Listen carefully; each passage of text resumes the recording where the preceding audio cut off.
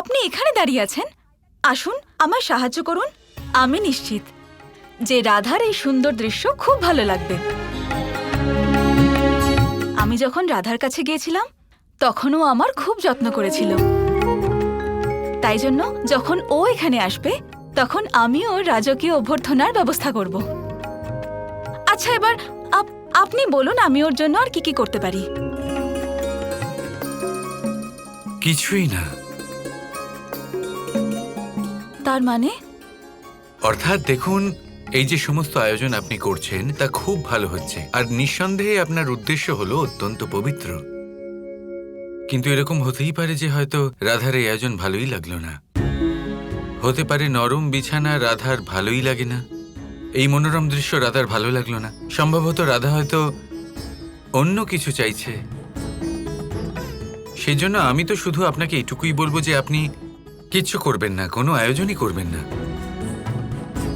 যেন এরকম না হয় যে আপনার সমস্ত আয়োজন ও পরিশ্রম বৃথা হয়ে যায়। কেন ব্যর্থ হতে যাবে কেন?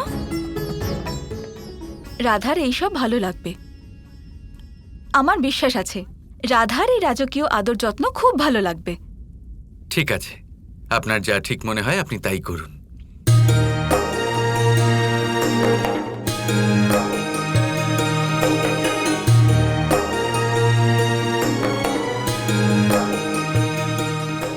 আপনার মন বড়ই পবিত্র রুক্মিণী।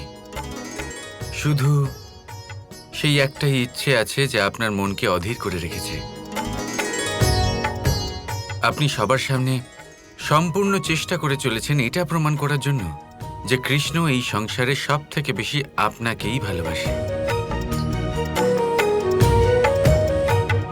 কিন্তু ভালোবাসার এক ছোট্ট সত্য আছে রুক্মিণী, ভালোবাসাতে প্রমাণ করার কোনো প্রয়োজন পড়ে না।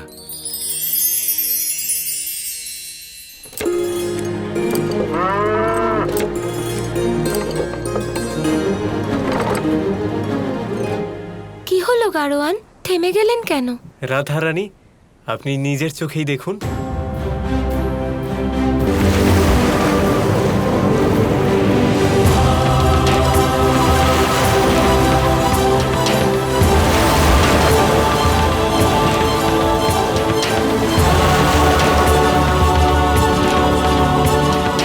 কৃষ্ণ কি অনন্য নির্মাণ করেছে, অসাধারণ।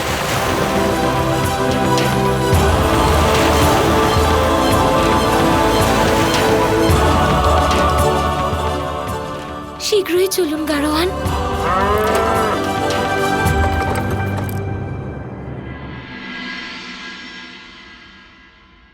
কি ব্যাপার কানাই, ডেকেছো তুমি আমাকে? দেখুন দাদা, হয়েছে কি, প্রত্যেক দিন সকালে ওঠার পরে আমি এই দৃশ্যই দেখতে পাই।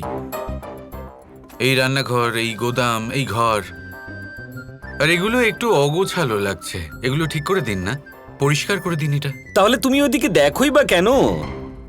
ওইদিকে দেখো না, অন্যদিকে দেখো। তুমি এই দিকেই কেন দেখো সেটা বলো তো।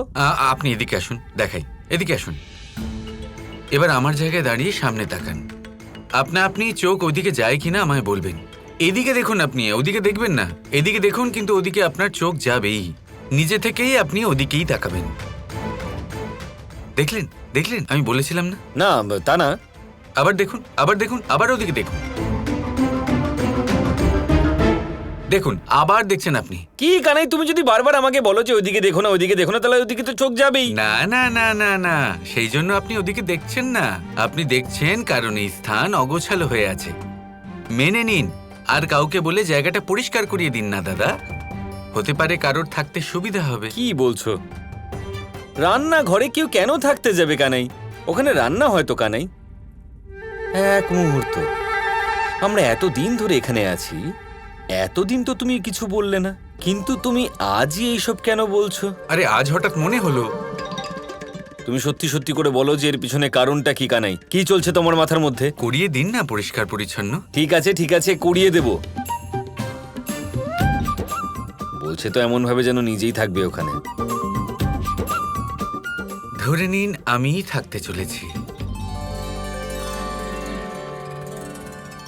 অসনা রানী রাধা রানী জয়, অসনা রানী রাধা রানী জয়, অসনা রানী রাধা রানী জয়।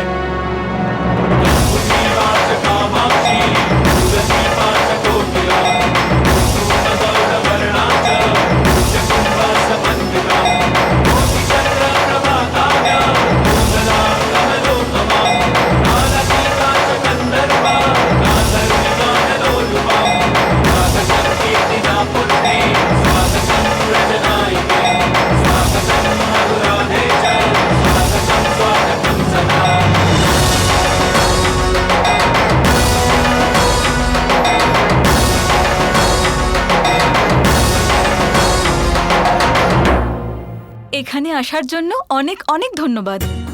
দ্বারকাতে তোমাকে স্বাগত জানাচ্ছি। ধন্যবাদ। কেমন আছো রাধা? খুব ভালো আছি দাদা, আর আপনার সাথে দেখা করে আরো আনন্দ পেলাম। আচ্ছা এসো রাধা, তোমাকে সবার সাথে আলাপ করাই।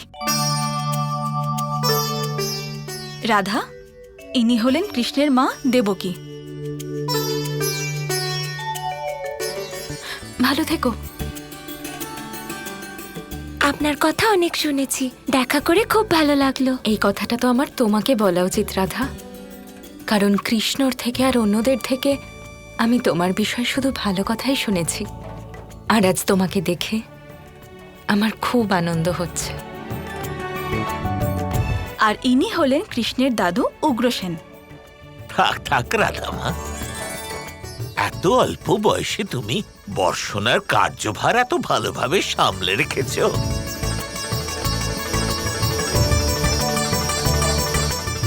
কৃষ্ণ, কোথায় তুমি? আজও মজা করছো আমার সাথে? আজও কি আমায় তোমায় খুঁজতে হবে? রাধা, তুমি এতক্ষণ যাত্রা করে এসেছো, ক্লান্ত হয়ে গেছো না? এসো তোমাকে তোমার ঘর দেখাই। না না রুক্মিণী, একেবারেই ক্লান্ত হইনি। আগে আমায় দ্বারকা তো দেখাও, এ তো খুব অনন্য আর দৈব। হ্যাঁ নিশ্চয়ই, কেন না, এসো।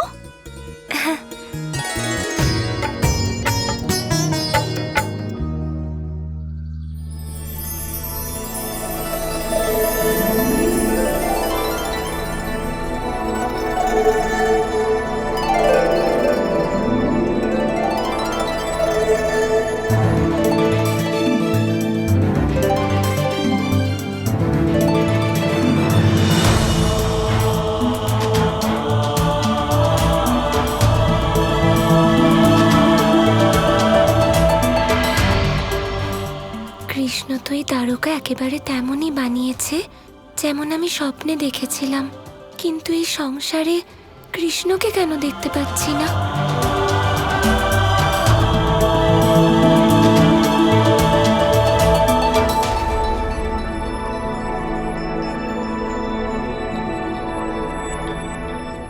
দেখো রাধা, আমি তোমার জন্য কি সুন্দর ঘর সাজিয়ে রেখেছি। এটা এটা হলো দ্বারকার সবথেকে অনন্য ঘর।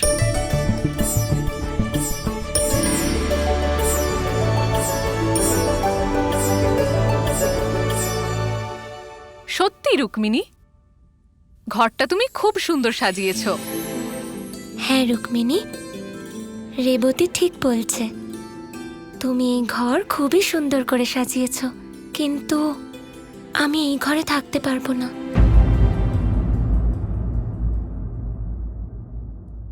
কিন্তু কেন রাধা, সত্যি কথা বলো, তোমার কি এই ঘর পছন্দ হয়নি?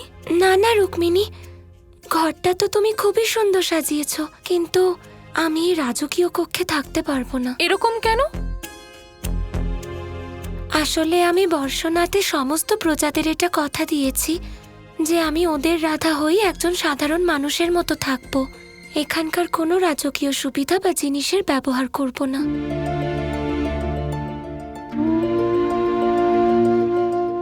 কিন্তু রাধা, যদি তুমি রাজকীয় কক্ষে না থাকো তাহলে তাহলে কোথায় থাকবে?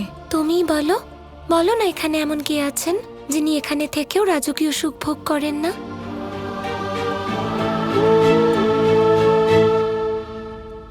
এখানকার দাসীরা। হ্যাঁ, তাহলে ঠিক আছে, আমি দাসীদের মতোই থাকবো।